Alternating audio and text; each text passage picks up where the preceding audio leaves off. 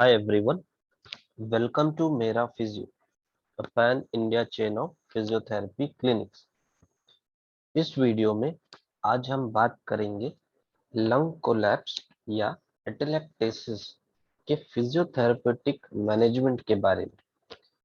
इस वीडियो में हम बात करेंगे ऐसी कौन कौन सी रेस्पिरेटरी एक्सरसाइजेज हैं जिनको करके लंग कोलैप्स या एटेलेक्टेसिस को मैनेज किया जा सकता है। साथ ही में हम देखेंगे कि ऐसे कौन से रेस्पिरेटरी टेक्निक्स हैं जिनको हम फिजियोथेरेपी में यूज करते हैं सो दैट पेशेंट के जो सीक्रेशंस है उन्हें क्लियर किया जा सके और पेशेंट को रिलीव दिलाया जा सके। फिजियोथेरेपेटिक मैनेजमेंट कई बार लाइफ सेविंग मैनेजमेंट भी साबित होते हैं। इनके लिए कोई ड्रग्स की जरूरत नहीं होती है, इसलिए ये मैनेजमेंट इजीली एक फिजियोथेरेपिस्ट के हेल्प से परफॉर्म किए जा सकते हैं।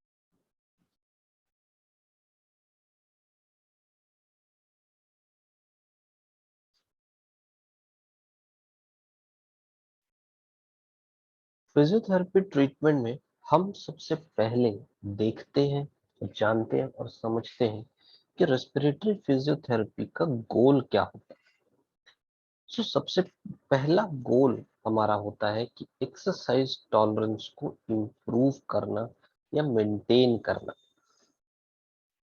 जब हम एक्सरसाइज टॉलरेंस की बात करते हैं, इसका मतलब होता है कि जब हम एक्सरसाइजेस परफॉर्म कर रहे हैं उस वक्त होने वाली जो शॉर्टनेस ऑफ ब्रीथ है उसे मैनेज करना, और ब्रीथ या टाइप ऑफ ब्रीदिंग या वर्क ब्रीथ का जो लोड है, वर्क लोड है, इंस्पिरेटरी एक्सपिरेटरी मसल्स का जो वर्क लोड है उसे कम कैसे करना।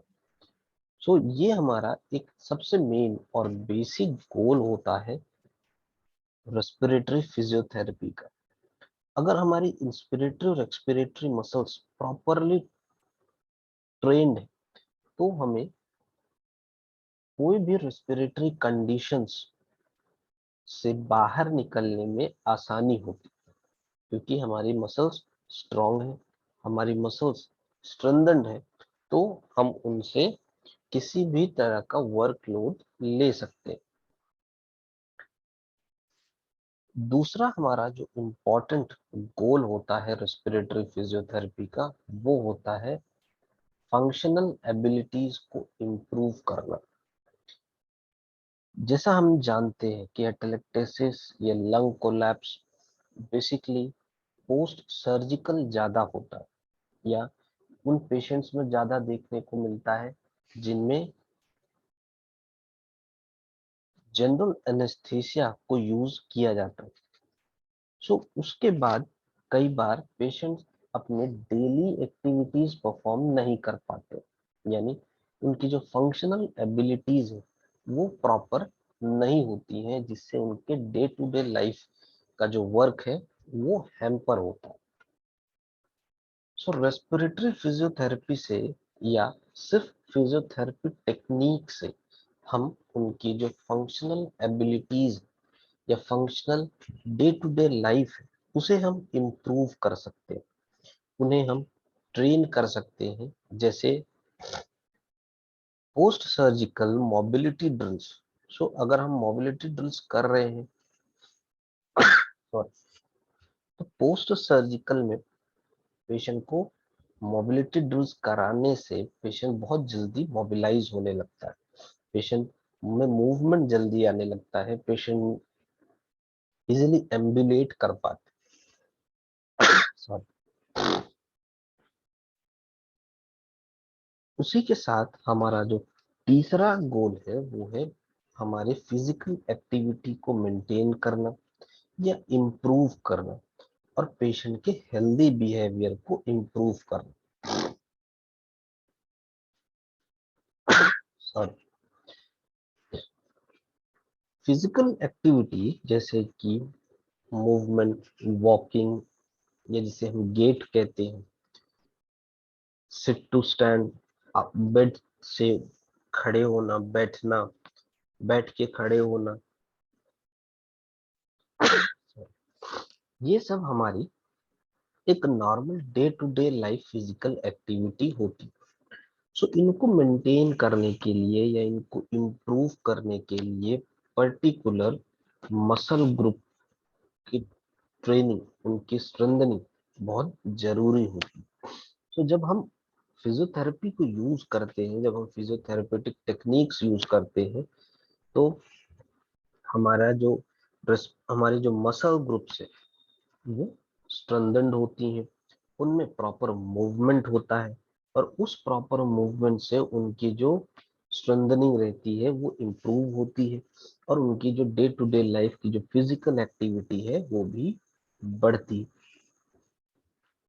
Reduce breathlessness and work of breathing, जैसा हमने पहले भी बात किया कि अगर हमारा इंस्पिरेटरी और एक्सपिरेटरी मसल्स, हमारे इंटरकोस्टल मसल्स स्ट्रेंथेंड है, हमारे इंटरकोस्टल मसल्स वीक नहीं है, तो पेशेंट को शॉर्टनेस ऑफ ब्रीथ फील नहीं होता। जैसे कोई भी पेशेंट अगर किसी तरह की फिजिकल एक्टिविटी स्टार्ट करता है और उसे लंग कोलैप्स है, तो ऐसे पेशेंट्स में देखा जाता है कि वो कुछ ही स्टेप्स लेने के बाद, यानी कि एक दो स्टेप्स वॉक करने के बाद ही उन्हें ब्रेथलेसनेस फील होने लगती है। इसका मतलब कि जो इंस्पिरेटरी एक्सपिरेटरी मसल ग्रुप्स हैं उनका जो वर्क है वो बढ़ने लगता है। सो अल्टीमेटली हम रेस्पिरेटरी फिजियोथेरेपेटिक टेक्निक से हम उनकी जो मसल्स हैं उनको स्ट्रेंथन करते हैं, लंग्स का एक्सपेंशन और रिलैक्सेशन हम इम्प्रूव करते हैं, लंग कैपेसिटीज को हम इम्प्रूव करते हैं। सो अल्टीमेटली पेशेंट जो है वो शॉर्टनेस ऑफ ब्रीथ या ब्रीथलेसनेस फील नहीं करता है।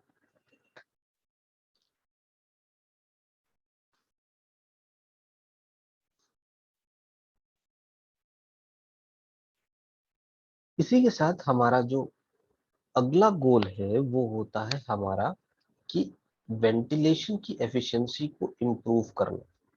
तो जैसे ही हमारे लंग का एक्सपेंशन या रिलैक्सेशन इम्प्रूव होता है, तो हमारा जो वेंटिलेशन प्रोसेस है वो भी इम्प्रूव होता है, क्योंकि हमारे जो गैसियस एक्सचेंज है की जो प्रोसेस है वो भी इम्प्रूव होने लगती है। इस इम्प्रूवमेंट से ही पेशेंट को बहुत रिलीफ मिलना स्टार्ट हो जाता है।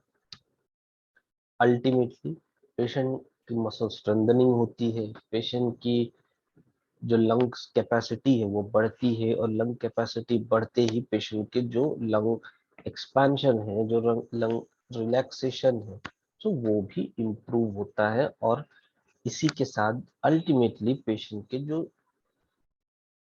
कैपेसिटी है वो भी इम्प्रूव होती है।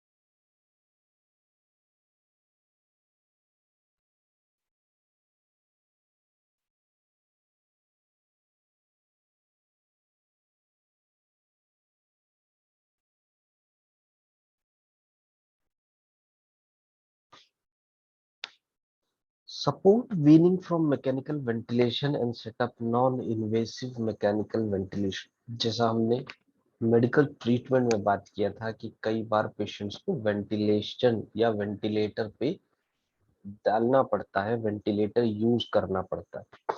सो वेंटिलेटर में बेसिकली हमारे लंग्स को सपोर्ट किया जाता है एक एक्सटर्नल डिवाइस से। हमारे लंग्स को इन्फ्लेशन और डिफ्लेशन एक एक्सटर्नल डिवाइस के कंट्रोल से होता है।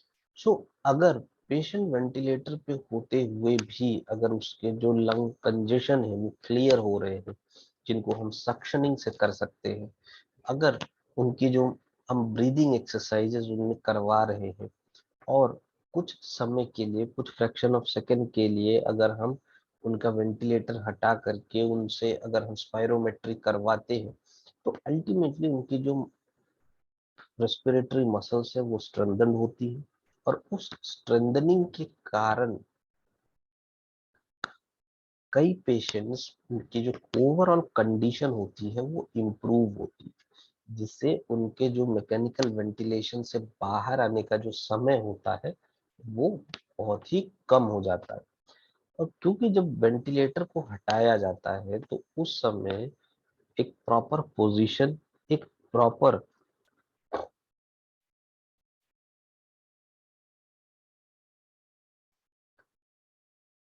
पैटर्न होता है, एक प्रॉपर प्रोसेस होती है जिस प्रोसेस से वेंटिलेटर को हटाया जाता है। सो उस प्रोसेस में भी फिजियोथेरेपी ट्रीटमेंट का बहुत इंपॉर्टेंट रोल होता है। Mobilise and aid the expectoration of secretion, यानी कि हमारे जो सिक्रीशंस, जो हमारा म्यूकस डिपोजिशन होता है हमारे एयरवेज में, जो हमारे सेकेंडरी टर्शियरी एयरवेज में म्यूकस का डिपोजिशन हुआ है, उन डिपोजिशन, उन सिक्रीशंस को सेंट्रल एयरवेज में लाना और सेंट्रल एयरवेज से उन्हें बाहर करना, एक्सपेल आउट करना, ये भी एक फिजियोथेरेपेटिक ट्रीटमेंट का एक पार्ट है। सो हम different physiotherapy techniques, postural drainage techniques, इन टेक्निक्स को यूज करके, जिनके बारे में हम आगे हम देखेंगे, उन टेक्निक्स को यूज करके हम सिक्रेशन को भी लूजन अप करते हैं। लूजन अप करने के बाद वो सेंट्रल एयरवेज में आते हैं और फिर FET यानी कि फोर्स्ड एक्सपिरेटरी टेक्निक या कफ के थ्रू हम उसे बाहर करवा सकते हैं अगर पेशेंट कॉन्शियस है। अगर पेशेंट अनकॉन्शियस है तो उसे सक्शनिंग के द्वारा भी करवाई जा सकती है। Improve knowledge and understanding, basically patient को रोककर एक इम्पॉर्टेंट पार्ट होता है कि फिजियोथेरेपिस्ट उसे एजुकेट करे, सो दैट इन फ्यूचर उसे किसी ऐसी सिचुएशन से ना गुजरना पड़े। सो उसके लिए प्रॉपर पेशेंट की नॉलेज इंप्रूव करना, उसको समझाना कि ये कैसे होता है, इस कंडीशन के पीछे का रीजन क्या है, इस कंडीशन को हम कैसे प्रिवेंट कर सकते हैं, इस कंडीशन को कैसे हम, अगर हो रही है तो कैसे इम्प्रूव कर सकते हैं, या इस कंडीशन से हम कैसे बाहर हो सकते हैं। ये बेसिक अंडरस्टैंडिंग या बेसिक नॉलेज पेशेंट को देना बहुत जरूरी है। रिड्यूस थोरेसिक पेन, सो कई बार जिनको लंग कोलैप्स होता है या किसी भी एक्सटर्नल इंजरी के कारण रिब फ्रैक्चर हुए हैं, सो उनमें थोरेसिक पेन देखने को मिलता है। सो थोरेसिक पेन सिर्फ एक्सटर्नल इंजरी कारण ही नहीं, क्योंकि इंस्पिरेटरी मसल्स वीक है, उनमें वर्कलोड ज्यादा है, सो वो बहुत जल्दी फटीग होने लगती है और उस फटीग होने के कारण पेशेंट को कई बार पेन फील होता है थोरेसिक रीजन में। इस पेन को रिड्यूस किया जा सकता है फिजियोथेरेपी ट्रीटमेंट या मैनेजमेंट के से।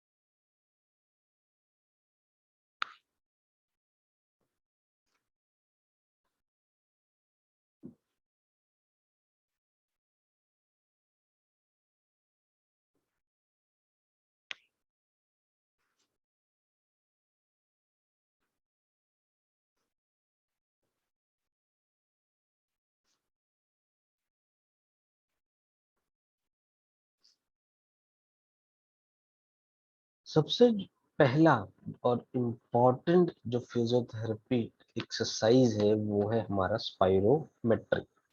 तो स्पाइरोमेट्री करने के लिए पेशेंट को एक स्पाइरोमीटर डिवाइस लगता है, जो कि इजीली मार्केट में विद इन 200 रुपीज के अंदर में मिल जाता है।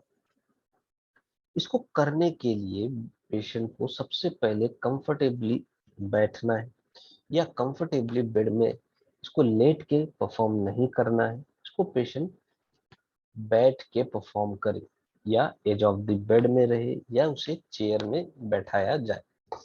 उसके बाद पेशेंट को स्पाइरोमीटर अपने आई लेवल में होल्ड करना है, और जो माउथ पीस है, स्पाइरोमीटर में बेसिकली एक माउथ पीस होता है, उसे अपने लिप से टाइटली सील कर लेना है। जब पेशेंट उसे टाइटली सील कर लेगा तो और स्लोली ब्रीद इन करता है, तो पेशेंट ये देखने को मिलता है कि उसमें जो बॉल है वो रेज होने लगती है। सो बेसिकली स्पाइरोमीटर में 3 कलर की बॉल होती है, ग्रीन, येलो एंड रेड। सो जब पेशेंट इनहेल करते हैं तो बॉल रेज होती है। इस रेजिंग बॉल का मतलब होता है जिसमें जो 3, जैसे हमारे स्पाइडोमीटर में 3 ट्यूब होती है, जिनमें डिफरेंट रेंज मेंशन होता है, 600 सीसी, 900 सीसी और 1200 सीसी। ये बेसिकली हमारे जो लंग कैपेसिटी के मेजर्स होते हैं। सो अगर हमारी एक बॉल उठ रही है 600 सीसी की, इसका मतलब हमारी जो लंग कैपेसिटी है, हमारा जो लंग वॉल्यूम है, वो अराउंड 600 सीसी का है। उसे धीरे धीरे इम्प्रूव करना है, और उसे एटलीस्ट 1200 सीसी तक लेके जाना है।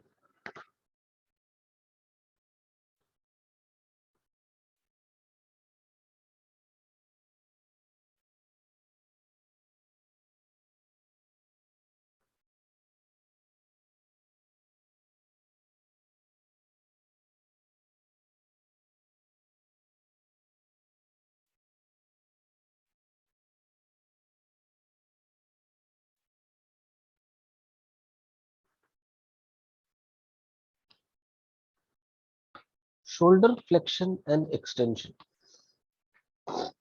बेसिकली शोल्डर फ्लेक्शन और एक्सटेंशन हमारे जो थोरैसिक मोबिलिटी है, हमारे जॉइंट की मोबिलिटी है, इसको इम्प्रूव करने के लिए करवाया जाता है। तो शोल्डर फ्लेक्शन या एक्सटेंशन करने के लिए फिजियोथेरेपिस्ट एक हाथ से पेशेंट के जो रिस्ट है उसे स्टेबल करते हैं, और दूसरे हाथ से वो पेशेंट के एल्बो जॉइंट को स्टेबलाइज करते हैं। फिर पेशेंट का जो हाथ है उसे वो ओवरहेड की तरफ लेके जाते, और उसे फिर स्ट्रेट नीचे लेके आते। इससे जब पेशेंट ऊपर की तरफ ले जा रहा है तो उसे हम शोल्डर फ्लेक्शन कहते हैं, और जब पेशेंट नीचे की तरफ लेके आ रहा है तब हम उसे शोल्डर एक्सटेंशन कहते हैं।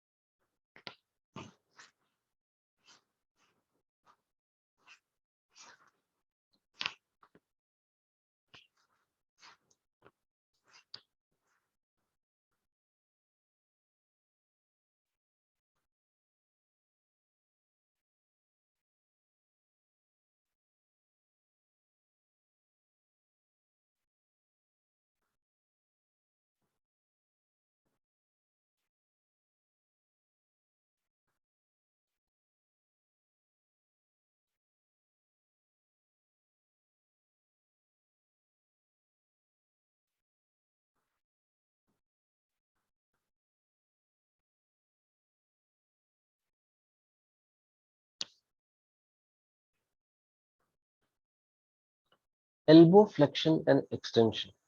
सो बेसिकली हम इससे जो पेशेंट जिनकी पोस्ट सर्जिकल पेशेंट्स होते हैं उनका हम रेंज ऑफ मोशन इंक्रीज करते हैं अपर लिम्ब के।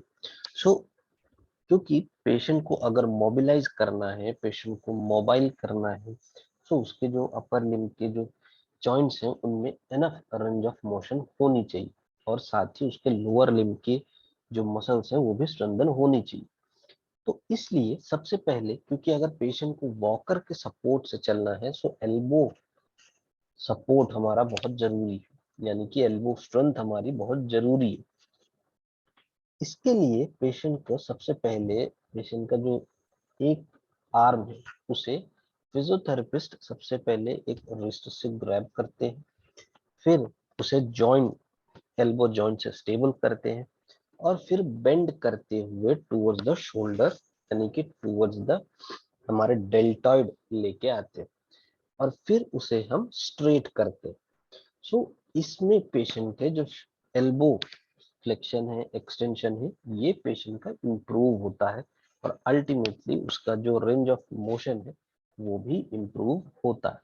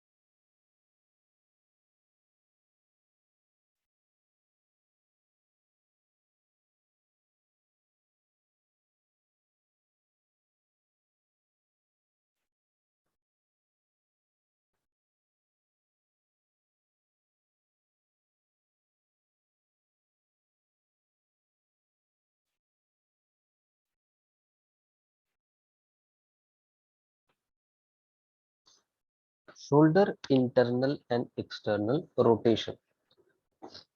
सो इसको करने के लिए पेशेंट के एक हाथ में फिजियोथेरेपिस्ट सबसे पहले एल्बो को स्टेबलाइज करते हैं, और दूसरे हाथ से फोर आर्म को स्टेबलाइज किया जाता है। फिर आर्म को आउटवर्ड ले आया जाता है शोल्डर लेवल पर। फिर आर्म को टूवर्ड्स द सीलिंग टर्न करके बैक एंड डाउन, यानी कि आगे और पीछे किया जाता है, अपर आर्म को ट्विस्टिंग करते हुए, यानी कि पेशेंट के जो शोल्डर, जो एल्बो है उसे बेंड करना है 90 डिग्री। फिजियोथेरेपिस्ट पेशेंट के रिस्ट और फोर आर्म्स को स्टेबल करते हैं, और फिर पेशेंट को स्टेबलाइज करते हैं उसके एल्बोस। उसके बाद पेशेंट के जो आर्म्स है उसे शोल्डर लेवल में ला करके एक बैक एंड डाउन, यानी कि आगे और पीछे का मूवमेंट करते हैं। इस मूवमेंट को करने से पेशेंट के जो शोल्डर के रोटेटर्स, जो रोटेटर कफ मसल्स है, उनके रेंज ऑफ मोशन इंप्रूव होती है, और अल्टीमेटली पेशेंट की जो शोल्डर रेंज है वो भी इंक्रीज होती है।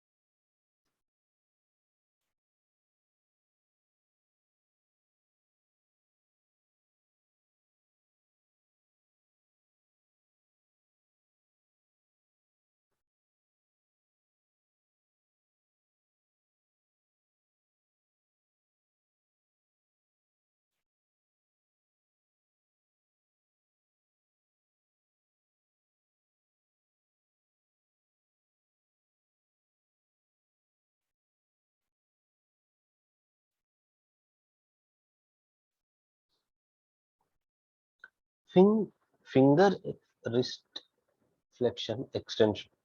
सो इसको करने के लिए पेशेंट के फोर आर्म्स को ग्रैब करना है एक हाथ से, और फिर दूसरे हाथ से पेशेंट के फिंगर्स को मूव करना है फॉरवर्ड एंड बैकवर्ड। इसी तरीके से होल्ड करके पेशेंट की जो रिस्ट है उसे भी आगे पीछे यानी कि फॉरवर्ड और बैकवर्ड मूवमेंट करना है। इसको करते वक्त जब रिस्ट हम मूवमेंट कर रहे हैं तो ये हमें जो अपनी कर्लिंग, हमें जो फिंगर्स है उन्हें कर्ल कर लेना है और उनमें एक फिस्ट बना लेना है।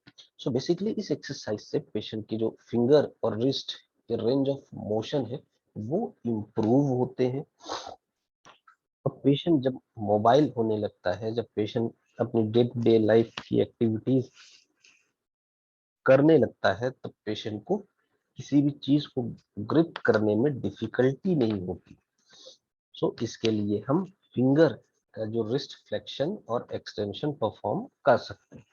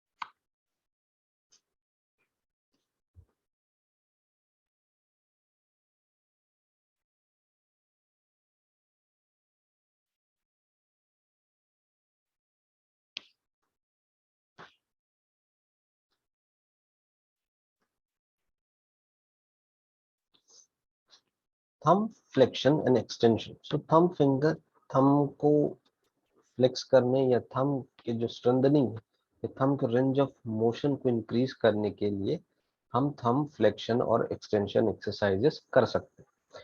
इसके लिए हमें थंब का जो मूवमेंट है वो अपने लिटिल फिंगर के बेस तक लेके आना है और फिर उसे स्ट्रेट करते हुए बाहर की तरफ लेके जाना है। इस मूवमेंट को करने से हमारे जो थंब का जो बेस है, हमारे जो थंब की मूवमेंट है वो इम्प्रूव होती है। और अल्टीमेटली हम जब हम किसी चीज को ग्रिप करते हैं उसमें हमारे थंब का इम्पोर्टेंट रोल होता है, तो उसमें भी हमें फायदा मिलता है।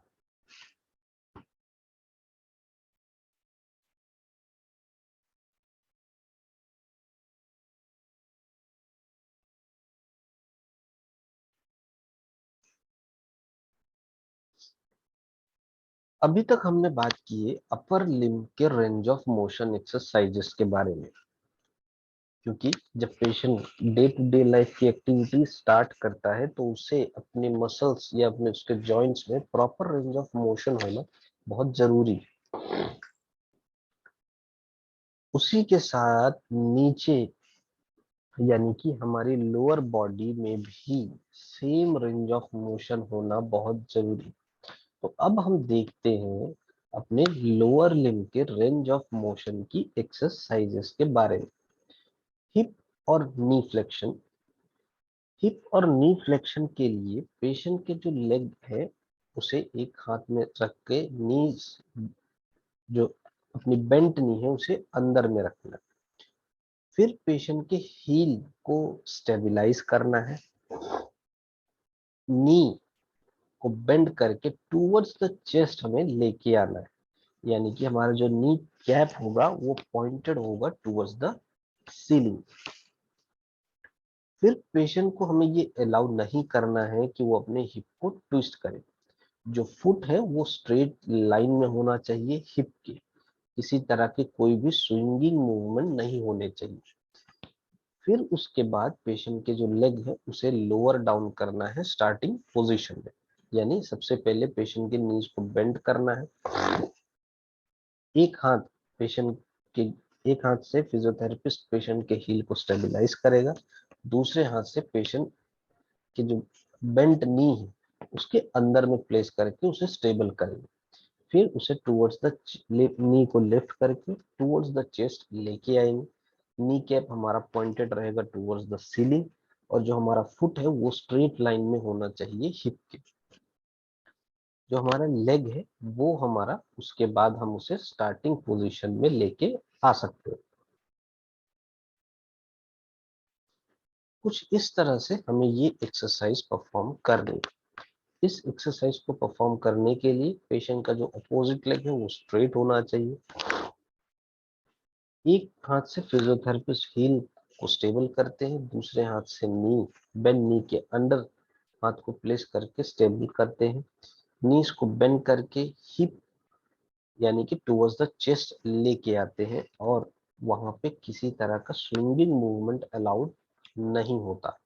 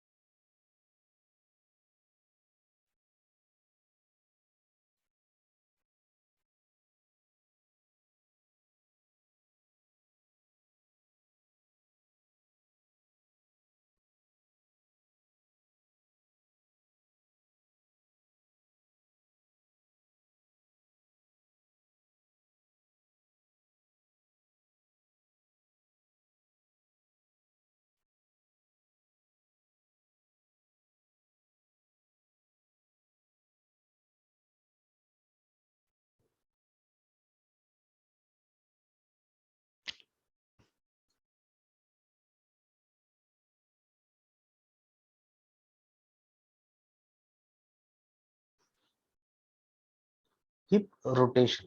सो बेसिकली हमारे लोअर लिम्ब के मूवमेंट के लिए हिप रोटेशन, हिप की proper range of motion develop होना बहुत जरूरी है। सो हिप रोटेशन एक्सरसाइज करने के लिए फिजियोथेरेपिस्ट अपना एक हाथ थाई में रखते हैं, और दूसरा हाथ पेशेंट के जो नी है उसके नीचे प्लेस करते हैं। फिर नी को हाफ में बेंड करके जो हम चेस्ट की तरफ ला रहे होते हैं, एक 90 डिग्री का एंगल क्रिएट करते हैं हिप और नी के बीच में। फिर पेशेंट का जो फुट है वो एक बार अपनी तरफ खींचते हैं, और दूसरी बार वो अपने से दूर खींचते हैं। लेकिन इस एक्सरसाइज को करने में थोड़ा सा केयरफुल रहना है। केयरफुल ये रहना है कि हमें किसी भी तरह का एक्सेसिव रेजिस्टेंस नहीं अप्लाई करना है, क्योंकि एक्सेसिव रेजिस्टेंस पेनफुल हो सकता है। जब ये हो जाए कि पेशेंट के मूवमेंट, हिप का मूवमेंट दोनों साइड हो गया है, एक बार फिजियोथेरेपिस्ट अपनी तरफ, फिर एक बार अपने से दूर, तब उसे उस लेग को पेशेंट के स्टार्टिंग पोजीशन में लेके आना होता। फिर इसी को दूसरे लेग से भी रिपीट किया जा सकता है। एक लेग से एटलीस्ट 10 टाइम्स रिपीट करना है।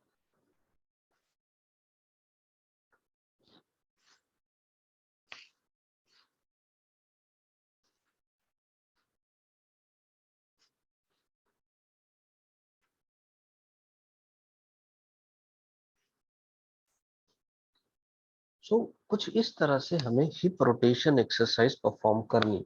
हिप रोटेशन के लिए पेशेंट का एक लेग स्टेबल रहेगा बेड पे, दूसरे लेग को बेंड करके नी से बेंड करना है और एक 90 डिग्री का एंगल क्रिएट करना है नी और हिप के बीच में। फिर पेशेंट के लेग को स्टेबलाइज करके फिजियोथेरेपिस्ट एक बार फुट को अपनी तरफ मूव करते हैं और एक बार वो अपने से दूर, यानी कि अपोजिट साइड पुश करते हैं। बट इसमें ये ध्यान रखना है कि कोई भी एक्सेसिव रेजिस्टेंस अप्लाई ना हो, सो दैट पेशेंट का जो पेन है वो इंक्रीज ना हो। उसी के साथ पेशेंट के जो अपोजिट लेग है उससे भी ये एक्सरसाइज परफॉर्म करना जरूरी है, क्योंकि इससे दोनों हिप रोटेशन, दोनों हिप में प्रॉपर बैलेंस बना रहेगा। अदरवाइज कई कंडीशंस ऐसी होती हैं या कई पेशेंट्स ऐसे होते हैं जिनमें मसल इम्बैलेंसेस देखने को मिलता है।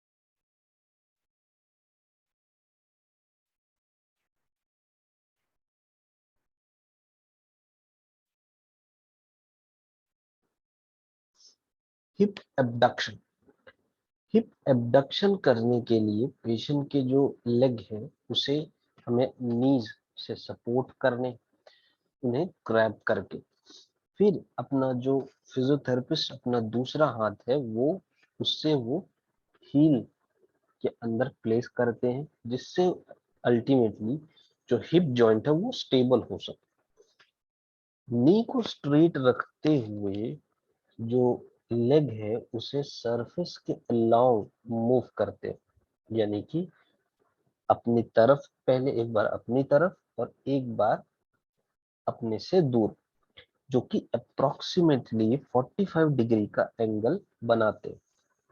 इसके बाद पेशेंट का जो लेग है उसे स्टार्टिंग पोजीशन में लाया जाता है और फिर इसी एक्सरसाइज को पेशेंट के दूसरे पैर से भी रिपीट करना होता है। दोनों पैरों से एटलीस्ट 10 टाइम्स रिपीट करना है और एटलीस्ट 2 सेट परफॉर्म करने हैं।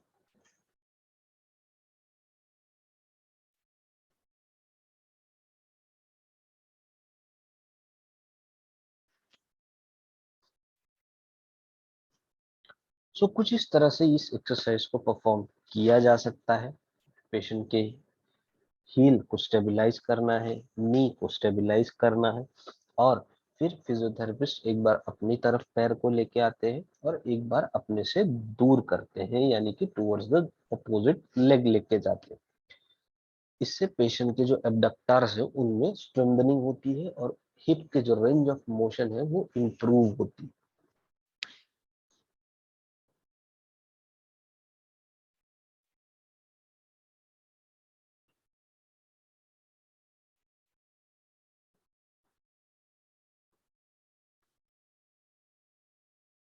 Ankle rotation. Ankle rotation perform करने के लिए पेशेंट के जो नी है उसे स्ट्रेट रख के एंकल को होल्ड करके फॉर इनवर्ड आउटवर्ड यानी कि फॉरवर्ड और बैकवर्ड मूवमेंट कराना है, साइडवेज मूवमेंट कराना है।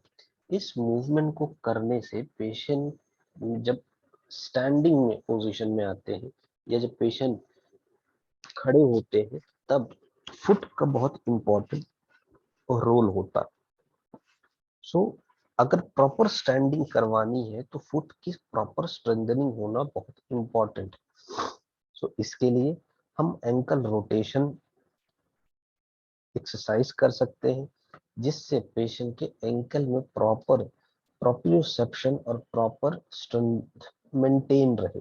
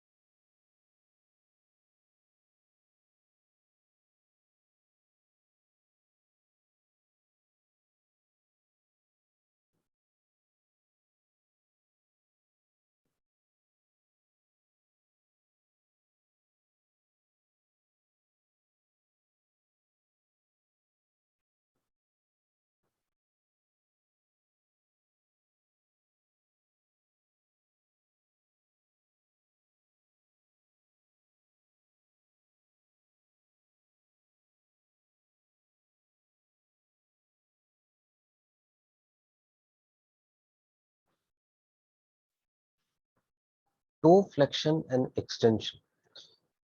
एक हाथ से फुट को स्टेबलाइज करने के बाद दूसरे हाथ से टो के फॉरवर्ड और बैकवर्ड मूवमेंट करवाना। ये बहुत ही जेंटल मूवमेंट होने चाहिए, किसी तरह के हार्श या रेजिस्टेंस मूवमेंट का हमें यूज नहीं करना है। एटलीस्ट 10 टाइम्स हमें दोनों पैरों से इस एक्सरसाइज को करना है और कम से कम 2 सेट परफॉर्म करने।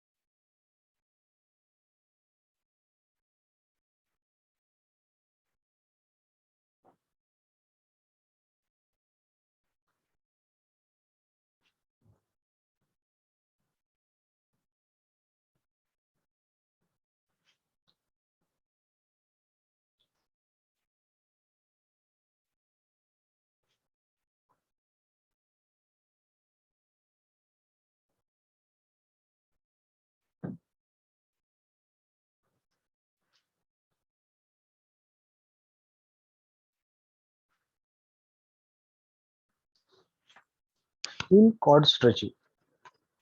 हील कॉर्ड स्ट्रेचिंग बेसिकली हमारे जो काफ मसल्स है उनकी स्ट्रेचिंग के लिए होता है। सो अभी तक हमने देखा था कि जॉइंट रेंज ऑफ मोशंस। अब हम बात करते हैं कुछ स्ट्रेचेस के बारे में। सबसे पहला जो स्ट्रेच है वो है हील कॉर्ड स्ट्रेच।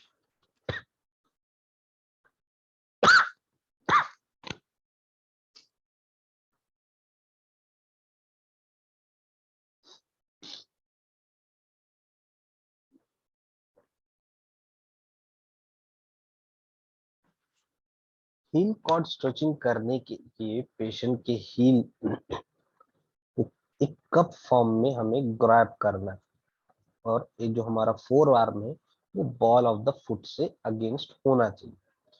फिर हमें जो बॉल है फुट का उसे फॉरवर्ड की तरफ पुश करना है और फुट को टूवर्ड्स द नी हमें बेंड करने की कोशिश करनी। इस बेंडिंग मूवमेंट में हमें जो पेशेंट हमें ये कहेगा, ये पेशेंट को काफ एरियाज में पेशेंट को स्ट्रेच फील होगा। जो भी हम प्रेशर जो भी हम मूवमेंट, बेंडिंग मूवमेंट या फॉरवर्ड मूवमेंट हम करेंगे वो हमारे फोर आर्म के सपोर्ट से ही होगा। इसी को हम नी बेंड करके भी कर सकते हैं, या हम इसी को नी को स्ट्रेट रख के भी कर सकते हैं।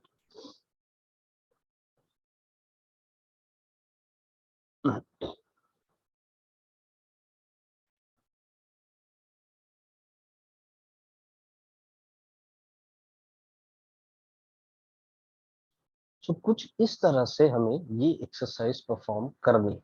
इसके लिए फिजियोथेरेपिस्ट अपने एक हाथ में कप बना करके दूसरे हाथ से, यानी कि हमारे जो फोर आर्म है उसको बॉल ऑफ द फुट के अगेंस्ट प्लेस करते हैं। फिर पेशेंट के फुट को स्टेबलाइज करने के बाद एक फॉरवर्ड प्रेशर लगाया जाता है बॉल ऑफ द फुट में, यानी कि फिजियोथेरेपिस्ट के फोर आर्म के हेल्प से। इसी को हम हील कॉर्ड स्ट्रेचिंग कहते हैं। इससे पेशेंट को काफ एरियाज में एक स्ट्रेच फील होता है, और उस स्ट्रेच से जो काफ की मसल्स है उसकी फ्लेक्सिबिलिटी मेंटेन रहती। इसी एक्सरसाइज को हम दूसरे लेग यानी कि अपोजिट लेग से भी हमें परफॉर्म करना है।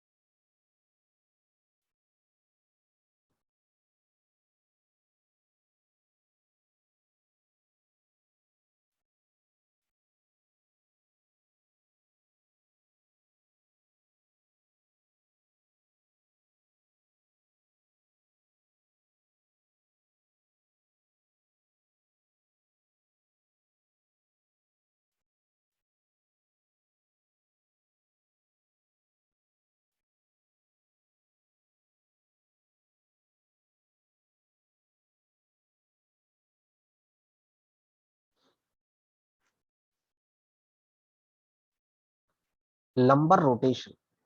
लंबर रोटेशन एक्सरसाइज परफॉर्म करने के लिए दोनों नीज को बेंड करके उन्हें एक साथ प्लेस करके हमें एक साइड में लोअर करना है। जब भी फिजियोथेरेपिस्ट इस एक्सरसाइज को परफॉर्म करेंगे तो वो अपोजिट साइड के शोल्डर को स्टेबलाइज करते, सो दैट हमारा जो अपर लिम्ब है वो स्टेबलाइज रहे। और फिर एक साइड, हमारे दोनों जो बेंट नी है उसे एक साइड रोटेट करते हैं या एक साइड लेके आते हैं।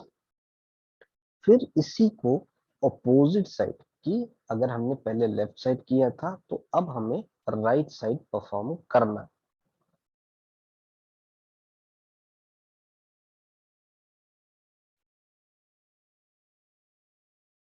Hamstring stretch.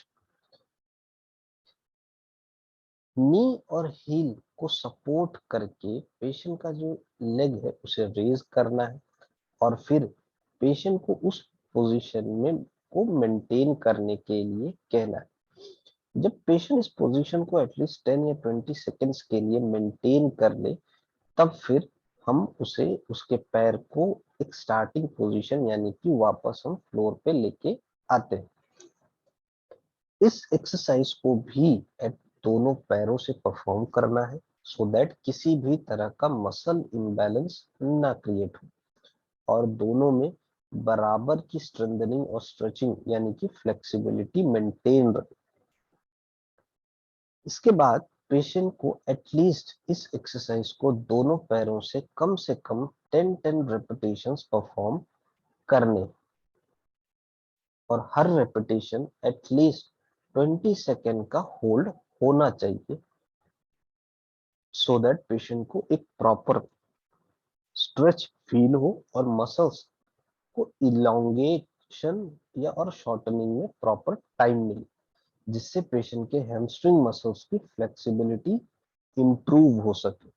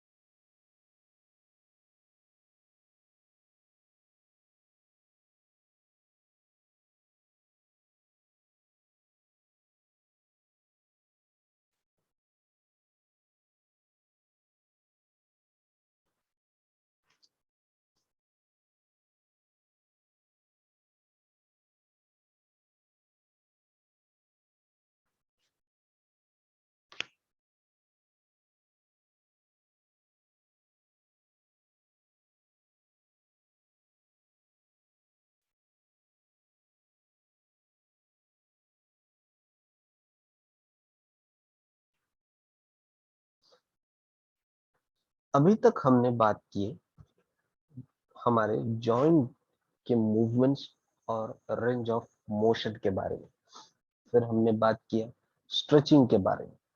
अब हम बात करते हैं रेस्पिरेटरी टेक्निक्स के बारे में, जिससे जो सिक्रेशन है उसे लूजन अप किया जा सके और उसके बाद उसको एक्सपेल आउट किया जा सके।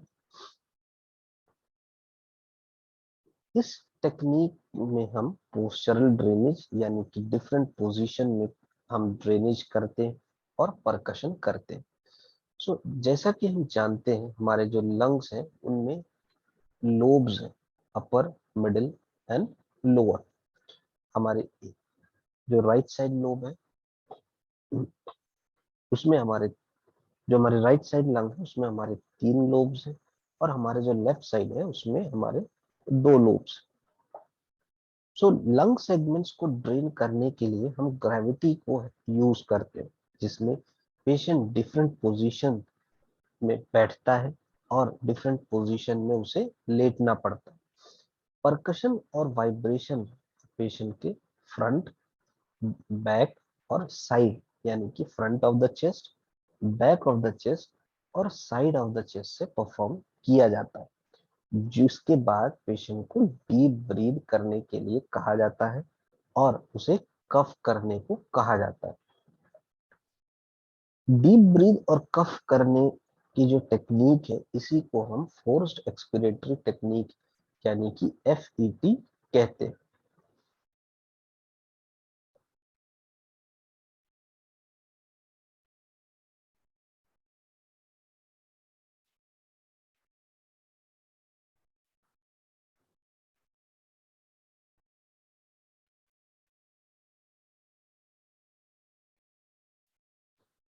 अपर लोब के हमारे जो एंटीरियर सेगमेंट है उसके उसमें पोस्चरल ड्रेनेज करने के लिए कुछ इस तरह से पेशेंट को पोजीशन किया जाता है। पेशेंट के दोनों नीज के अंदर एक पिलो प्लेस किया जाता है और हेड के नीचे एक पिलो प्लेस किया जाता है। उसके बाद पेशेंट के जो अपर लोब के एंटीरियर सेगमेंट है वहां पे परकशन किया जाता है। इस परकशन से पेशेंट के जो सिक्रेशन है वो लूजन अप हो जाते हैं। फिर हम ब्रीदिंग डीप ब्रीथ करने के लिए पेशेंट को कहते हैं। डीप ब्रीथ के साथ पेशेंट जब कफ करता है तब उसके जो सिक्रेशन है वो बाहर निकलते हैं।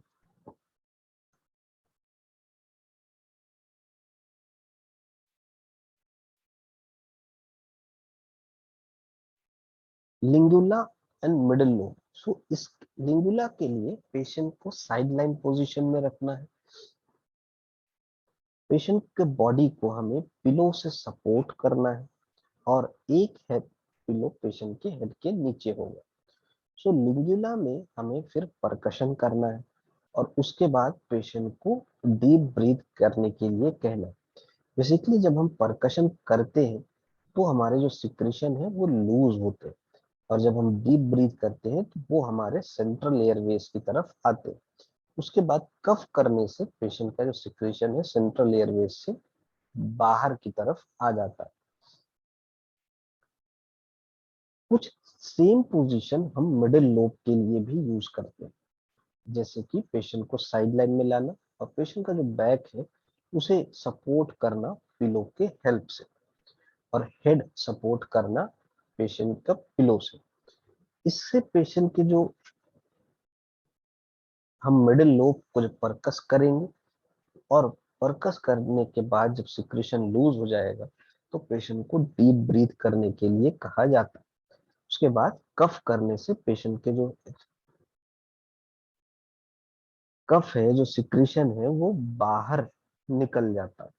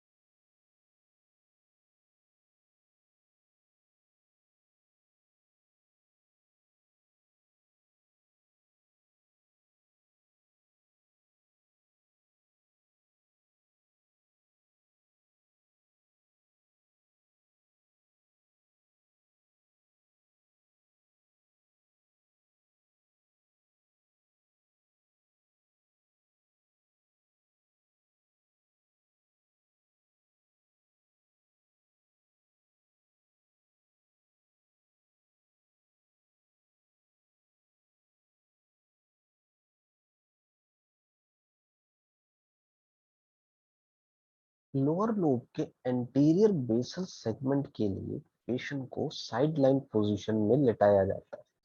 इसमें पेशेंट का जो हेड है उसे सपोर्ट किया जाता है पिलो से और एक नी उस पेशेंट के दोनों एक पिलो पेशेंट के दोनों नीज के बीच में प्लेस किया जाता है। और फिर लोअर लोब के एंटीरियर और एंटीरियर बेसल सेगमेंट में परकशन किया जाता है, जिससे जो लोअर लोब के जो सिक्रेशन है वो लूज होते हैं और लूज होने के बाद पेशेंट का जो सिक्रेशन है वो सेंट्रल एयरवेज में आता है।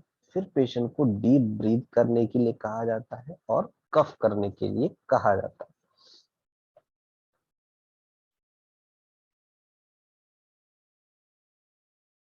पोस्टीरियर बेसल सेगमेंट यानी लोअर लोब के पोस्टीरियर बेसल सेगमेंट में परकशन या पोस्चरल ड्रेनेज देने के लिए पेशेंट को हाफ साइड लाइन यानी कि हाफ प्रोन पोजीशन में लेटाया जाता है।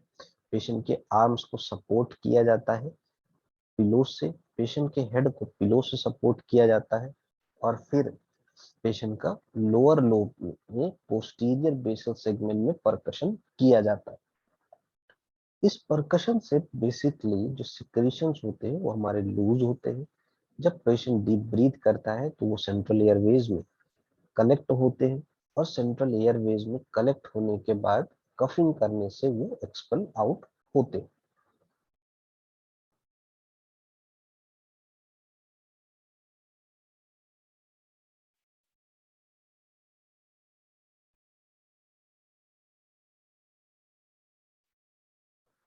लोअर लोब के लेटरल बेसल सेगमेंट के लिए पेशेंट को साइड लाइन पोजिशन में ले करके उसके नीस के नीचे एक पिलो प्लेस किया जाता है और इसमें जो फुट है बेड का उसे एलिवेट करना होता है at least 14 to 18 inch, so that gravity की हेल्प मिल सके। फिर उसके लेटरल बेसल सेगमेंट में परकशन किया जाता है और परकशन करने के बाद वहां पे स्टेबलाइज किया जाता है पेशेंट का। परकशन करने के बाद डीप ब्रीदिंग के लिए कहा जाता है। डीप ब्रीदिंग के बाद पेशेंट को कफ करने का एडवाइस दिया जाता है। लोअर लोब सुपीरियर सेगमेंट के लिए पेशेंट के हिप के नीचे पिलोज प्लेस किए जाते हैं और पेशेंट का हेड एक पिलो में स्टेबलाइज किया जाता है। फिर पेशेंट के जो लोअर लोब के सुपीरियर सेगमेंट्स हैं उनमें परकशन किया जाता है और फिर उसे डीप ब्रीदिंग के लिए कहा जाता है। डीप ब्रीदिंग के बाद पेशेंट को कफ करने को एडवाइस किया जाता है।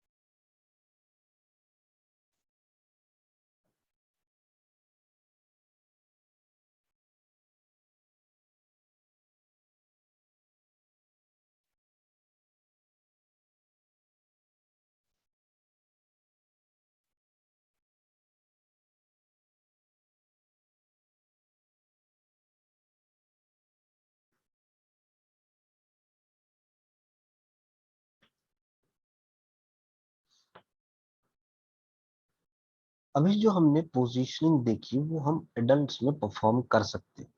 अब हम देखते हैं इन्फेंट्स में, यानी छोटे बच्चों में इन पोजीशन को या चेस्ट फिजियोथेरेपी कैसे दी जा सकती। सो अपर लोब के एपाइकल सेगमेंट के लिए बच्चे को सिटिंग पोजीशन में लेना है और 30 डिग्री का एंगल उसके पेशेंट को पिलो में लैप से बनाना है। फिर परकस करना है और वाइब्रेट करना है मस्कुलर एरिया जो हमारे कॉलर बोन और शोल्डर ब्लेड के बीच में। दोनों साइड में हमें परकशन और वाइब्रेशन देना है। इसके लिए फिजियोथेरेपिस्ट पेशेंट को यानी कि इन्फेंट को अपने लैप में बैठा सकते हैं और पिलो से एक 30 डिग्री का एंगल क्रिएट कर सकते हैं, सो दैट ग्रेविटी की हेल्प मिल सके और उस हेल्प से पेशेंट को या बेबी में सिक्रीशन को बाहर निकालने में इजी हो।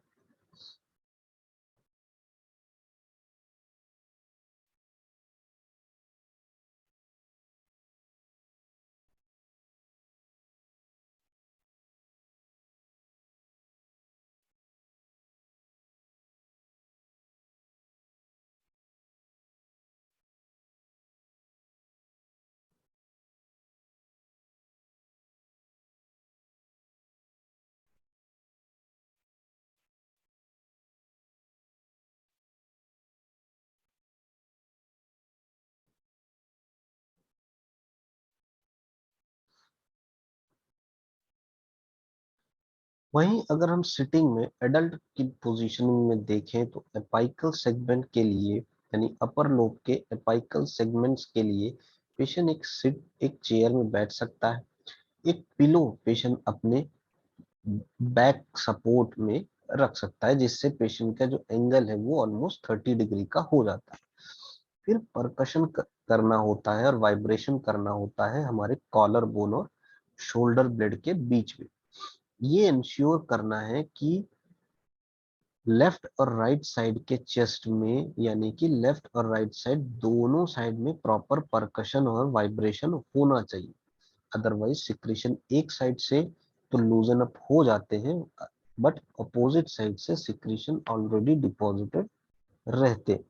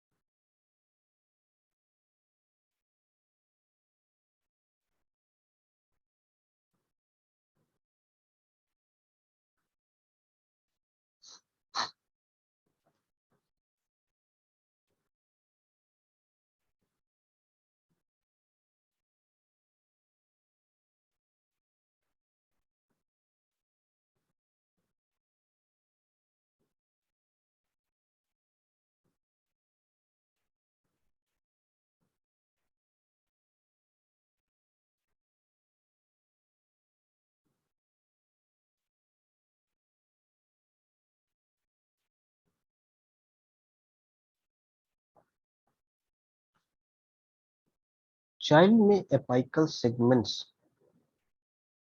यानी अपर लोब के एपाइकल सेगमेंट्स के लिए चाइल्ड को कंफर्टेबली बैठाया जा सकता है। एक पिलो प्लेस किया जा सकता है जिसमें एक 30 डिग्री का एंगल हो सके, और फिर परकशन करना होता है उसके लेफ्ट और राइट साइड के कॉलर बोन और शोल्डर ब्लेड के बीच के एरिया। सो इस परकशन से वहां के जो सिक्रीशन होते हैं वो लूजन अप हो जाते हैं, और लूज होने के कारण वो इजीली सेंट्रल एयरवेज में कलेक्शन उनका हो सकता है।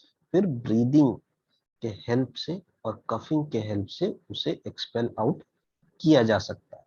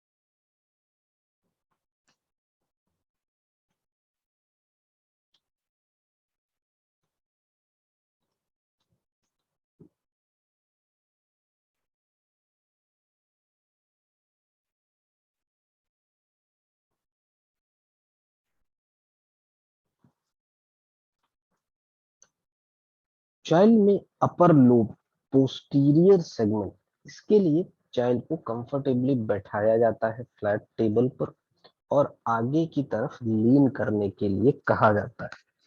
फिजियोथेरेपिस्ट चाइल्ड के पिछले हिस्से में खड़े होते हैं और परकस और वाइब्रेट करते हैं लेफ्ट और राइट साइड के चेस्ट में। बेसिकली हम लीनिंग इसलिए करते हैं या 30 डिग्री का एंगल इसलिए बनाने के लिए हम एडवाइस करते हैं, सो दैट ग्रेविटी के हेल्प से सिक्रीशन को इजीली अपवर्ड की तरफ मूवमेंट किया जा सके, यानी कि सेंट्रल एयरवेज में लाया जा सके।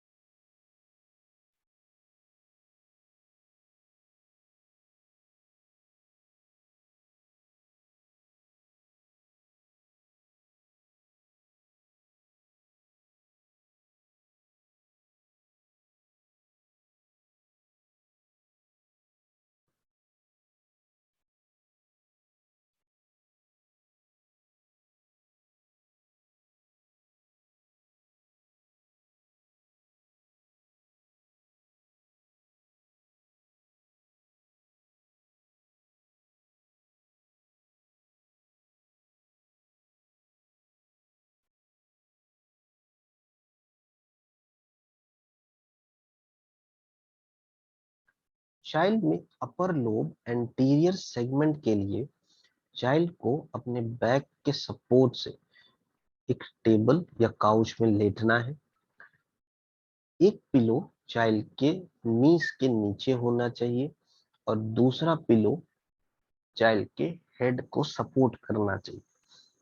फिर फिजियोथेरेपिस्ट चाइल्ड के हेड की तरफ खड़े होके, उसके बिहाइंड खड़े होके जो कॉलर बोन और निप्पल एरिया का जो स्पेस है वहां परकस करते हैं और वाइब्रेट करते हैं, जो कि दोनों लेफ्ट और राइट साइड के चेस्ट में परफॉर्म किया जाता है। सो इस टेक्निक से पेशेंट के जो अपर लोब है, चाइल्ड का जो अपर लोब है, उसके जो एंटीरियर सेगमेंट है, वहां से सिक्रेशन को लूज किया जा सकता है और लूज करने के बाद उन्हें एक्सपेल आउट करने में इजी हो सकता है।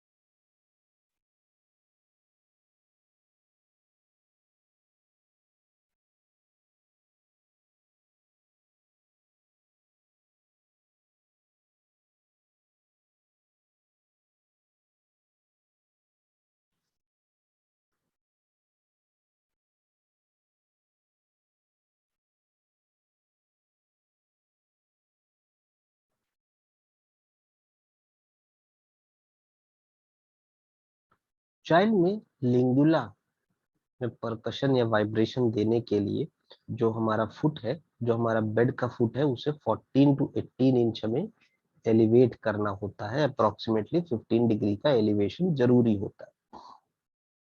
उसके बाद चाइल्ड को साइड लाइन पोजिशन में अपने राइट साइड में लेटना होता है और स्लाइटली 1/4 टर्न होना होता है बैकवर्ड। एक पिलो पे चाइल्ड के हिप और शोल्डर्स को सपोर्ट कर रहे होते हैं और चाइल्ड अपना जो नी है उसे फ्लेक्स कर सकता है। फिर जो फिजियोथेरेपिस्ट है वो परकशन करते हैं जो लेफ्ट निप्पल एरिया है वहां पे।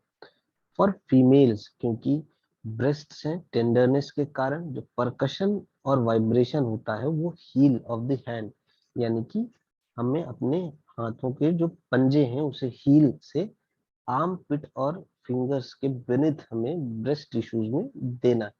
यानी कि जो परकशन होगा, जो वाइब्रेशन होगा, वो लेफ्ट निप्पल एरिया के अराउंड होगा। एलिवेशन करने का मेन रीजन होता है कि ग्रेविटी के हेल्प से जो सेंट्रल एयरवेज में हम सिक्रेशंस को ला सके और फिर कफ करवा के पेशेंट को या फोर्स्ड एक्सपिरेटरी टेक्निक यूज करके हम उसे एक्सपेल आउट कर सके।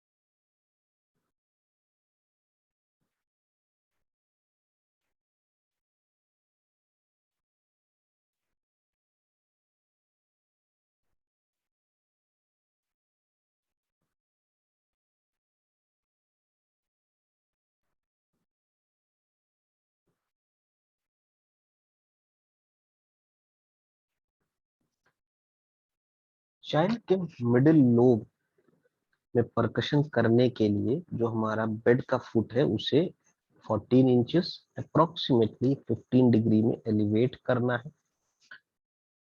चाइल्ड को राइट साइड में लेटना है और अपने रोटेट होना है 1/4 बैकवर्ड।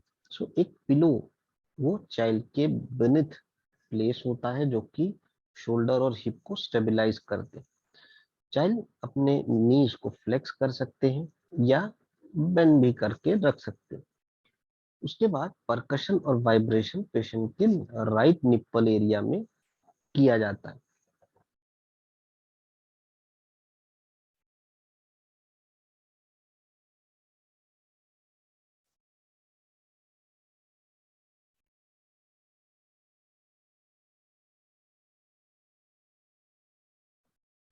लोअर लोब के एंटीरियर बेसल सेगमेंट में चाइल्ड में पोस्चरल ड्रेनेज देने के लिए सबसे पहले पेशेंट का जो बेड है उसे एलिवेट करना है अप्रोक्सीमेटली 18 इंचेस। अभी तक हमने 14 इंचेस एलिवेट किए, अब हमें 18 इंचेस एलिवेट करना है। 18 इंचेस एलिवेट करना मतलब कि 30 डिग्री का एंगल होना चाहिए। फिर पेशेंट अपने राइट साइड में हेड डाउन करके लेटता है, जिसमें एक पिलो पेशेंट के नेक के नीचे होती। एक पिलो पेशेंट के नीज के नीचे प्लेस किए जाते हैं। फिर जो परकशन और वाइब्रेशन है वो लोअर रिब्स, हमारे जो लेफ्ट साइड के जो लोअर रिब्स है जैसा डायग्राम में दिखाया गया है वहां पे परकशन किया जाता है। राइट साइड को ड्रेन करने के लिए पेशेंट को अपोजिट लेटना है और परकशन और जो वाइब्रेशन है वो हमारे राइट साइड के रिब्स में होगा। सो लेफ्ट साइड को ड्रेन करने के लिए हमारे जो लेफ्ट साइड के रिब्स है वहां परकशन करना है और राइट साइड के जो रिब्स है वहां ड्रेन करने के लिए हमें राइट साइड में परकस और वाइब्रेशन देना है।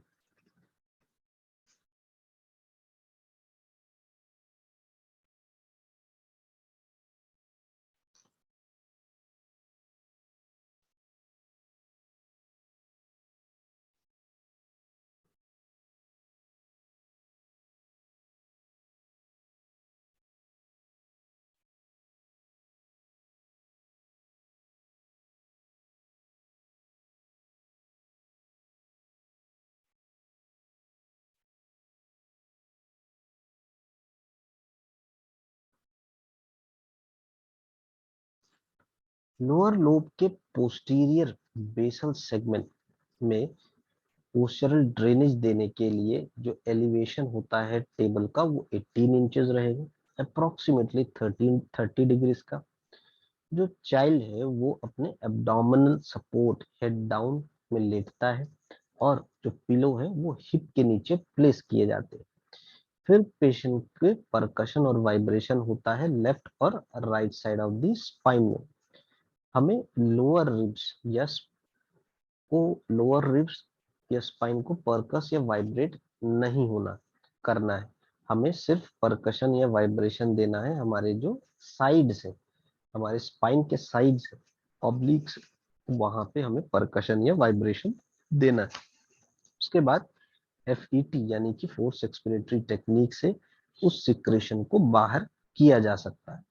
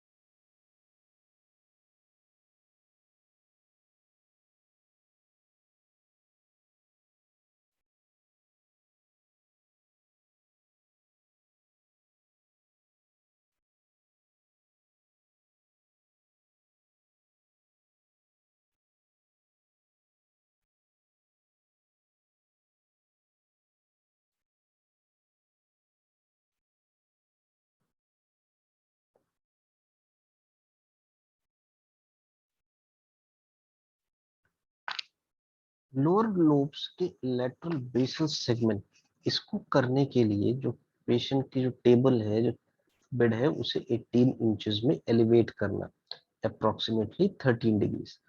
जो चाइल्ड है उसे साइड, अपने जो लेफ्ट साइड है वहां लेटना है, हेड डाउन, और एक 1/4 टर्न करना है फॉरवर्ड। फिर चाइल्ड फ्लेक्स, अपना जो लोअर लिम्ब है वो फ्लेक्स भी कर सकते हैं या स्ट्रेट रख सकते हैं। परकशन अपर मोस्ट पोर्शन यानी कि लोअर रिब्स में हमारे जो राइट साइड है वहां ड्रेन हमें परकस और वाइब्रेट करना है। लेफ्ट साइड के लिए हमें लेफ्ट लोअर लिप्स में के नीचे हमें परकस या वाइब्रेशन देना है। जैसा कि इस इमेज में दिखाया गया है कि लेफ्ट राइट साइड में अगर हमें परकशन करना है या राइट साइड में हमें ड्रेनेज देना है तो हमें राइट साइड के लोअर लिप्स में हमें परकस या ड्रेनेज देना है। लेफ्ट साइड में अगर हमें परकस करना है या हमें लेफ्ट साइड का ड्रेनेज देना है तो हमें लेफ्ट साइड के लोअर लिप्स के नीचे हमें परकशन या वाइब्रेशन देना है।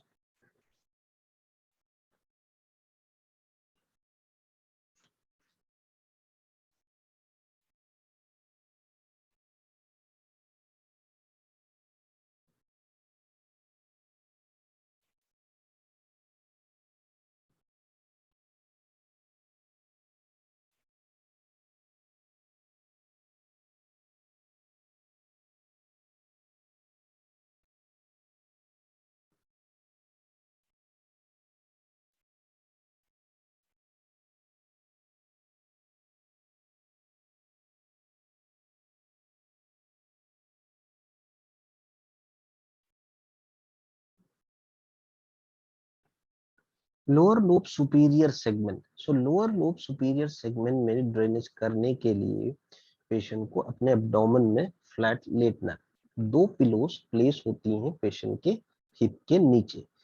फिर पेशेंट को परकस और वाइब्रेट किया जाता है दोनों साइड की जो स्पाइन है, जो हमारे शोल्डर ब्लेड्स है उसके पास में जो हमारी स्पाइन है उनके साइड में किसी भी स्पाइन में हमें परकशन या वाइब्रेशन नहीं देना है, क्योंकि उससे स्पाइनल डिफॉर्मिटी हो सकती है या पेशेंट को डिस्कम्फर्ट हो सकता है। सो हमें जो साइड है स्पाइन की वहां पे मस्कुलर एरिया में हमें परकशन और वाइब्रेशन बेसिकली देना है।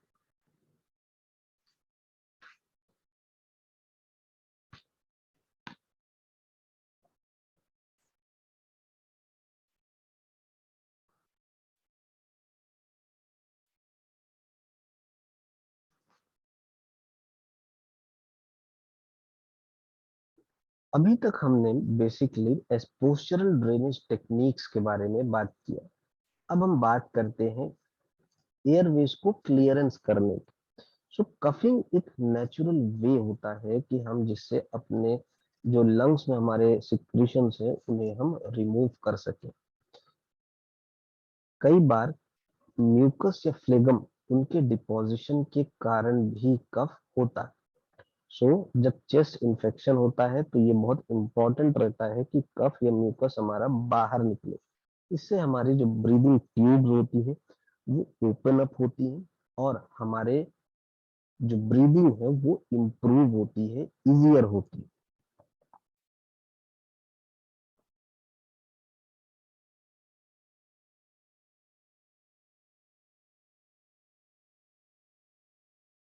कफिंग बेसिकली एक हार्ड वर्क होता है हमारे रेस्पिरेटरी मसल्स के लिए। इससे हम पेशेंट्स को टायर्डनेस भी फील हो सकती है। तो कफ बेटर करने के लिए या कम से कम एनर्जी को यूज करके कफ करने के लिए पेशेंट को कंफर्टेबली बैठना है और स्लो डीप ब्रीथ लेना है जब तक लंग्स हमारे ऑलमोस्ट फुल ना हो जाए। उसके बाद हमें ब्रीथ को होल्ड करके रखना है एटलीस्ट 2 to 3 सेकेंड्स। जैसा इस इमेज में दिखाया गया है, सबसे पहले कंफर्टेबली बैठना है एक पोजीशन में। उसके बाद हमें डीप स्लो डीप ब्रीद करनी। स्लो डीप ब्रीद करने के बाद हमें उस कफ को एक्सपेल आउट करना है और उससे पहले हमें ब्रीद को होल्ड करके रखना है एटलीस्ट 2 to 3 सेकेंड्स। फिर हमें उस कफ को बाहर करने समय एक एक्स्ट्रा प्रेशर लगाना है, जिससे हमारा जो इंट्रा एब्डोमिनल जो प्रेशर होता है वो इंक्रीज होता है।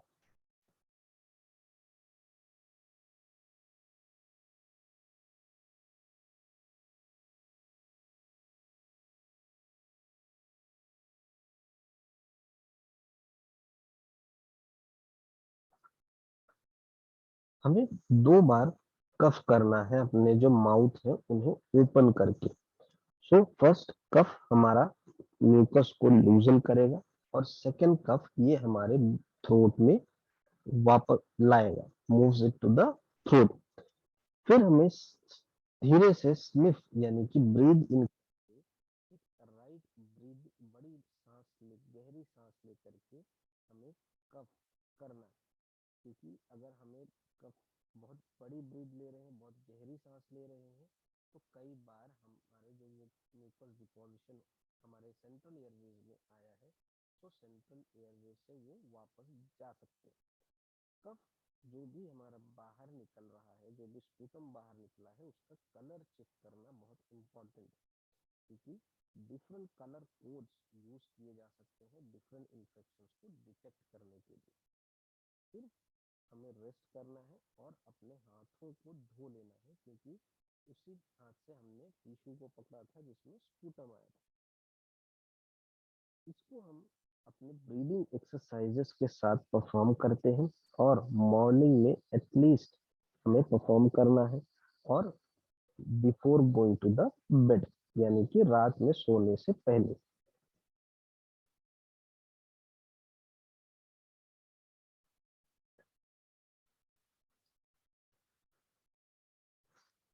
स्टैंडिंग। सो अब हम बात करते हैं कुछ मोबिलिटी के बारे में कि पेशेंट को कैसे हमें मोबाइल करना है, सो दैट उसकी जो ब्रीदिंग डिफिकल्टी है वो कम हो सके, या ब्रीदिंग का जो रोल है वो कम हो सके। इसके लिए पेशेंट को स्टैंड करना है, और जो फिट है वो शोल्डर विड्थ अपार्ट होने चाहिए। हिप के अगेंस्ट, हमें जो वॉल है उसके अगेंस्ट हम अपने हिप को लीन करना है, और हैंड्स को अपने थाइज में प्लेस करना है, और फिर अपने शोल्डर्स को रिलैक्स करना है फॉरवर्ड लीनिंग करते हुए। और इस समय अगर हम ब्रीदिंग करते हैं तो हमारी जो ब्रीदिंग मसल्स का जो वर्क है वो कम से कम होता है, और हमें शॉर्टनेस ऑफ ब्रीथ फील नहीं होती।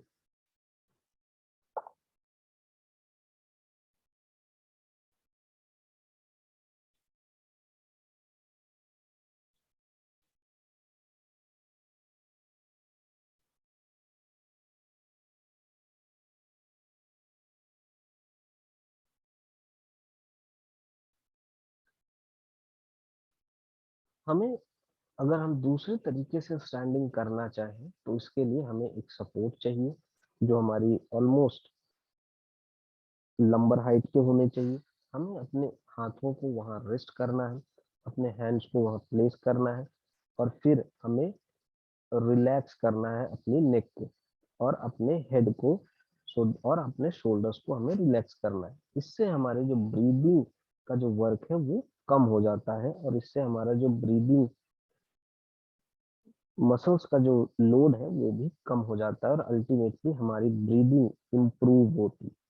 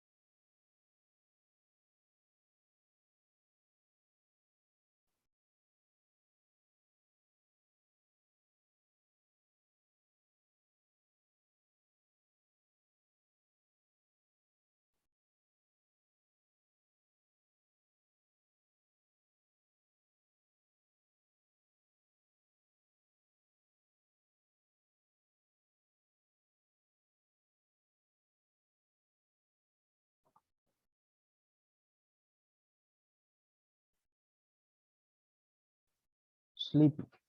इसके लिए हमें पिलो के सपोर्ट से लेटना है और हमें जो पिलो है वो अपने दोनों पैरों के बीच प्लेस करना है और एलिवेट करना है अपने हेड को, सो दैट हमारा जो बैक है वो स्ट्रेट रहे। सो अगर हम प्रोन पोजीशन में लेट रहे हैं तो हमारे नीज बेंट होने चाहिए और पिलो हमारे नी के अंदर प्लेस होने चाहिए।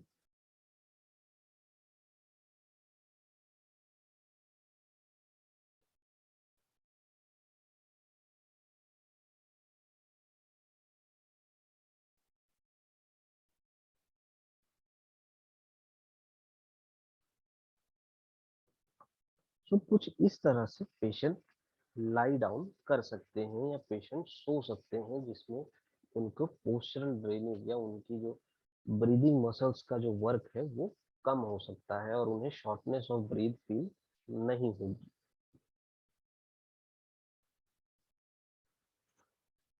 ब्रीदिंग ट्रेनिंग, ब्रीदिंग ट्रेनिंग या ब्रीदिंग एक्सरसाइजेस, सबसे पहली हमारी जो एक्सरसाइज है वो है हमारी पर स्लिप ब्रीदिंग।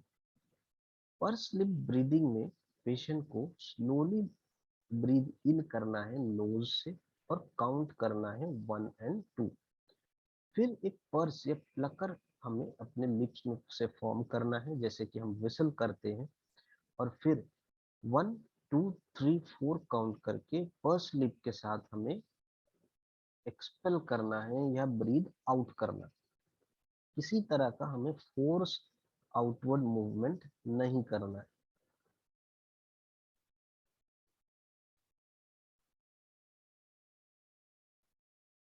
डीप या डायफ्रामेटिक ब्रीदिंग, इसके लिए पेशेंट को एक हाथ अपने एब्डोमेन में प्लेस करना है just below the breast bone. फिर स्लोली ब्रीद इन करना है नोज से और अपने बेली को राइज होते हुए फील करना है। फिर पेशेंट को स्लोली ब्रीद आउट करना है पर्स लिप से और फील करना है बेली को नीचे आते हुए। इस एक्सरसाइज को परफॉर्म करते वक्त पेशेंट को अपने शोल्डर्स रिलैक्स्ड रखने, किसी तरह का हंच नहीं करना, फॉर्म नहीं करना है। इसको सिटिंग या लाइन में कंफर्टेबल पोजीशन में ही परफॉर्म करना है। रिब ब्रीदिंग, रिब ब्रीदिंग में हमें अपने हैंड्स को लोअर पार्ट ऑफ हमारा जो रिब केज है वहां प्लेस करना है और ब्रीद इन करते हुए नोज से हमें ब्रीद इन करना है और हमें रिब्स को मूवमेंट फील करना है। ब्रीथ आउट जब हम करेंगे तो हमें रिब्स को फ्लैट होते हुए फील करना है जैसा कि इस इमेज में दिखाया गया।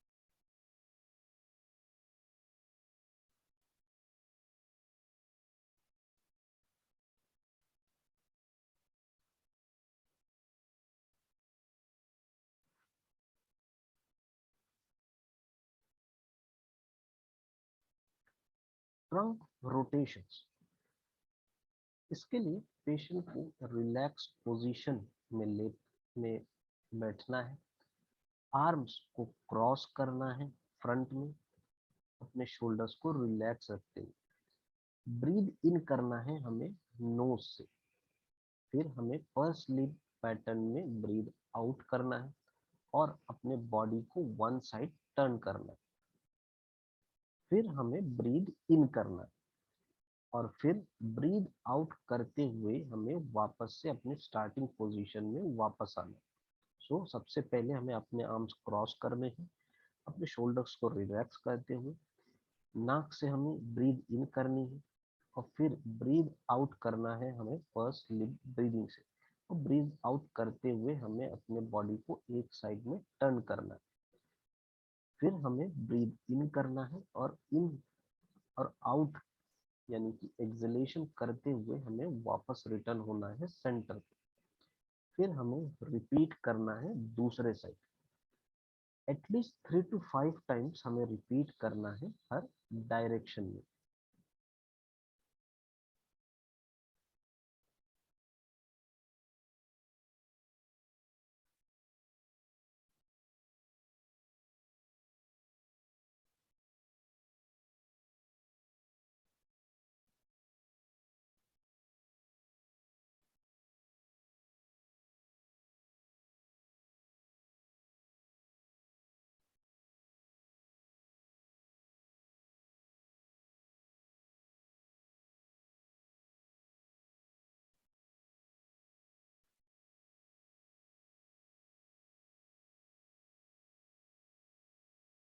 तो कुछ इस तरह से हमें ये मूवमेंट परफॉर्म करने। इसके लिए बेसिकली पेशेंट को पहले ब्रीद आउट करना है और आउट करते हुए एक साइड टर्न करना है, फिर ब्रीद इन करना है और आउट करते हुए पेशेंट को अपने वापस से रिटर्न पोजीशन में आ जाना है। सो इसके लिए पेशेंट को फर्स्ट स्लीप ब्रीदिंग पैटर्न ही यूज करना है, सो दैट हमारे जो रेस्पिरेटरी मसल्स है उनमें जो वर्कलोड है वो ज्यादा ना बढ़े।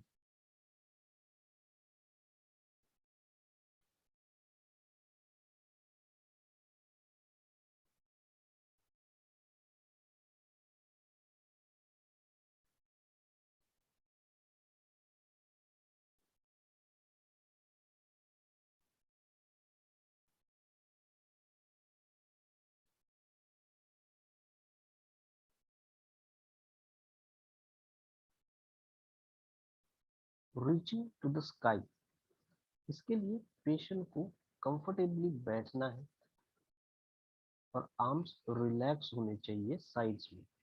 फिर पेशेंट को ब्रीद इन करना है थ्रू नोज और ब्रीद आउट करते हुए पेशेंट को अपना एक हाथ ऊपर की तरफ लिफ्ट करना है, जिसे हम रीचिंग टू द स्काई कहते हैं।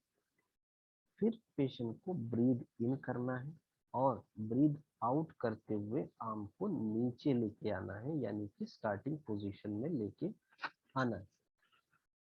फिर इसी एक्सरसाइज को पेशेंट को रिपीट करना है दूसरे आर्म से, यानी कि पेशेंट को ब्रीद आउट करना है और लिफ्ट करना है आर्म, और फिर वहां पेशेंट को ब्रीद इन करना है और ब्रीद आउट करते हुए पेशेंट को स्टार्टिंग पोजीशन में रिटर्न होना है।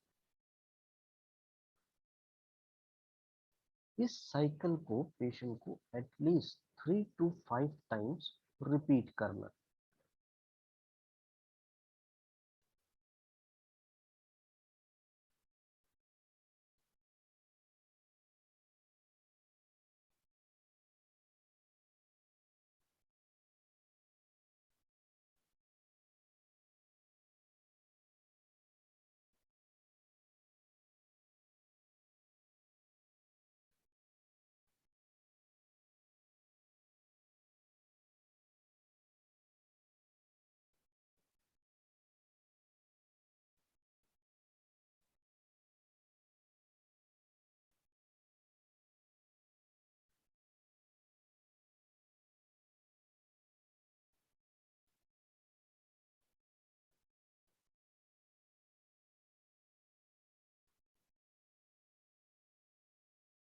विंड मिल,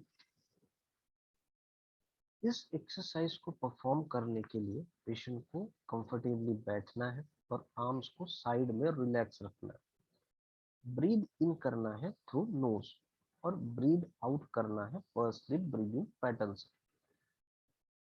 ब्रीद आउट करते वक्त पेशेंट को अपने आर्म्स को अपने हेड की तरफ, दोनों आर्म्स को अपने हेड की तरफ लेके आना है और अपने पाम को टच करने की कोशिश करनी, यानी कि दोनों हाथों को ऊपर में हमें टच करवाना है। उस पोजीशन में पेशेंट को ब्रीद इन करना है और फिर ब्रीद आउट करते हुए दोनों आर्म्स को नीचे लेके आना है, यानी कि जो हमारी स्टार्टिंग पोजीशन है वहां। इसी साइकिल को या इस एक्सरसाइज को पेशेंट को एटलीस्ट 3 to 5 टाइम्स रिपीट करना।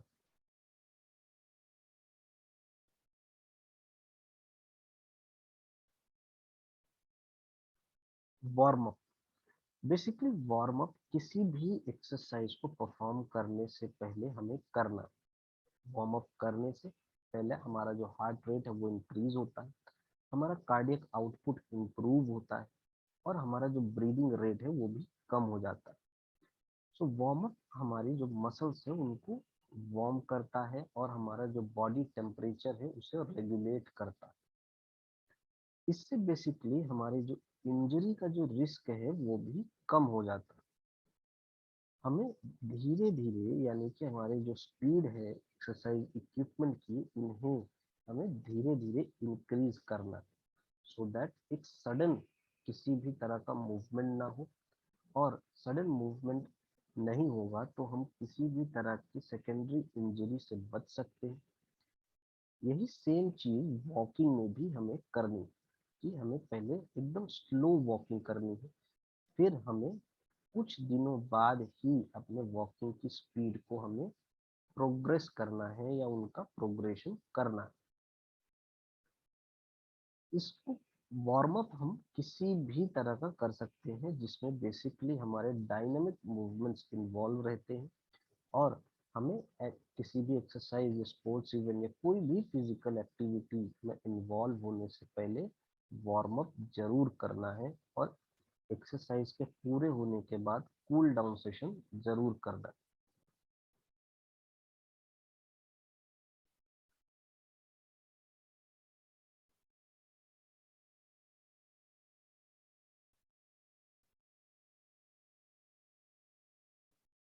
कूल डाउन, कूल डाउन करने से बेसिकली जो भी हमारी एक्सरसाइज पूरी होती है तो उसके बाद जो हमारा स्ट्रेचिंग का जो सेशन रहता है उसे हम कूल डाउन सेशन कहते हैं। तो कूल डाउन सेशन भी हमारा एटलीस्ट 5 मिनट का होना चाहिए। इससे हमें डिजीनेस या मसल सोरनेस या ब्लड एक्यूमुलेशन या पूलिंग नहीं होती है। डिलेड ऑनसेट मसल सोरनेस जो कि पेशेंट को नेक्स्ट डे फील हो सकती है, उससे हम दूर हो सकते हैं, बच सकते हैं अगर हम प्रॉपर कूल डाउन सेशन कर रहे हैं। इससे पेशेंट की रिगेन कर सकता है कंट्रोल ओवर ब्रीदिंग और हार्ट रेट। स्लोली डिक्रीज करना है हमें अपनी इंटेंसिटी या एक्सरसाइज इक्विपमेंट, और तभी हमें उस एक्सरसाइज को स्टॉप करना है या उस सेशन को हमें स्टॉप करना है। Warm up and cool down में हमें breathing exercises, slow pace walking, कुछ इंपॉर्टेंट स्ट्रेचिंग जो कि वार्म अप में डायनेमिक स्ट्रेचिंग और कूल डाउन में स्टैटिक स्ट्रेचिंग हमें परफॉर्म करने। बेसिकली बेस्ट ये होता है कि अगर हम हर मसल ग्रुप या हर जॉइंट को इन्वॉल्व करें, जैसे कि अगर वार्म अप में हम देखें तो हमारे नेक मूवमेंट, हमारे शोल्डर रोल्स, हमारे एल्बो मूवमेंट, हमारा spinal rotation, leg swings, ankle rotation, so कुछ इस तरह से हम अपने वार्म अप को डिजाइन कर सकते हैं। कूल डाउन सेशन में हम देखें तो नेक के हमारी static stretches, shoulder stretches, pectoral stretches, glutes stretching, hamstring, quads, इन और हमारे काफ स्ट्रेचिंग। सो इन इस तरह के हम अपना कूल डाउन सेशन डिजाइन कर सकते हैं।